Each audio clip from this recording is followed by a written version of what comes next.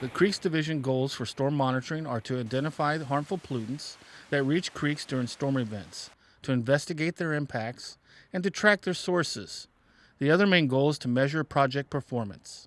And what we're looking for are trends in pollution over time. We're also looking to determine the effectiveness of stormwater treatment techniques and projects that we put into the ground. One of the key goals of the water monitoring program is to measure the levels of microbial contamination and ascertain where it might be coming from.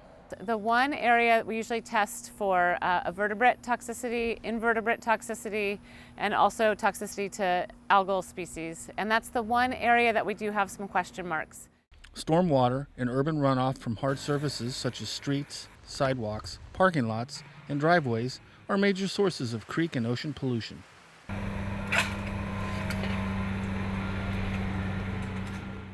The Creeks Division permeable paver projects are aimed at stemming the flow of urban runoff contamination during storm events.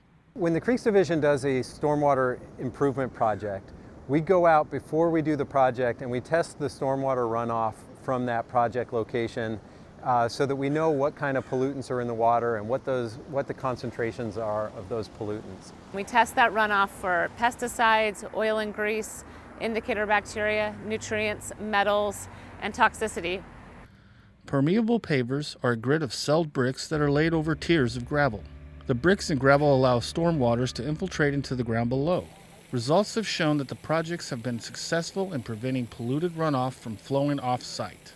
What we find in those cases is no matter how hard the rain is that we've had, the rain doesn't run off those parking lots. It goes down into the soil there where it can percolate into the soil. Those pollutants that we found are treated naturally by microbes in the soil, and we've had no runoff since we put in those projects. So no runoff means no pollutants are getting into the creeks and ocean water from those areas. Encouraging results have also been found in stormwater testing of the Las Positas subwater shed at the city's municipal golf course. Upper Las Positas Creek, a tributary to Arroyo Burro, underwent a massive creek restoration and stormwater quality improvement project in 2009. Stormwater runoff from nearby surface streets, Adams Elementary School, and the golf course is treated naturally as it travels through the project before it is released into Las Positas Creek and ends up in the ocean at Arroyo Burro Beach. So we've been able to capture all of that stormwater, and it's treated on site it's captured in large detention basins on the course where the water can infiltrate into the soil, where it's treated naturally. It evaporates, and it provides wildlife habitat for lots of bird species who enjoy the water at the course. We just did some samples from one of the biggest ponds at the golf course during the last big storm, and we found that between the upper pond and where the water's discharged, that the indicator bacteria levels were basically cut in half, and that's probably a lot of that is due to settling out of sediment that the bacteria were attached to. But it's really encouraging to see such distinct results. The Creeks Division also checks for contaminants and water flow in fish passage projects during stormy weather events.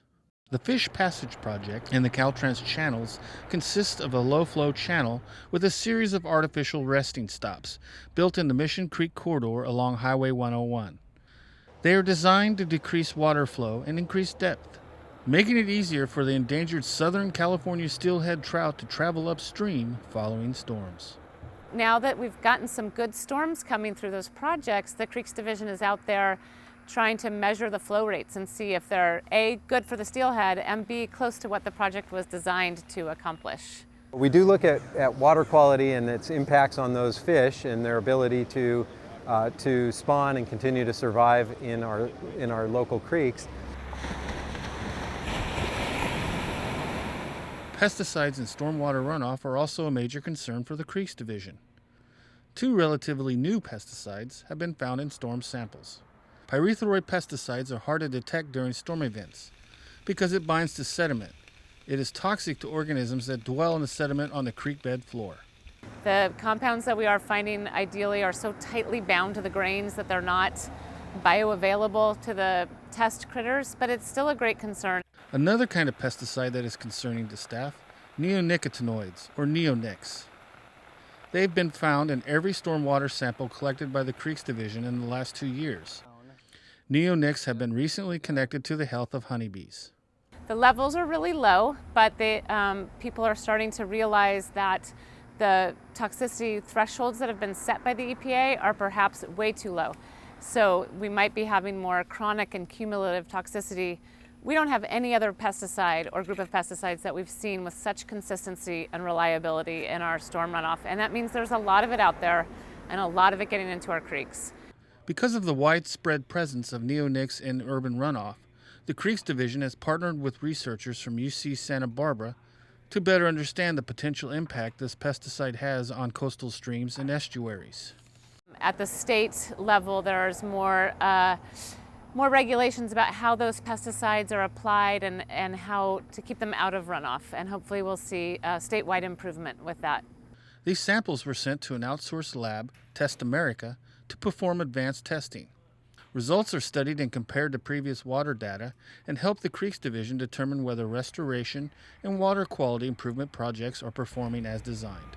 They also help staff know where additional outreach efforts might be needed related to specific pollutants of concern.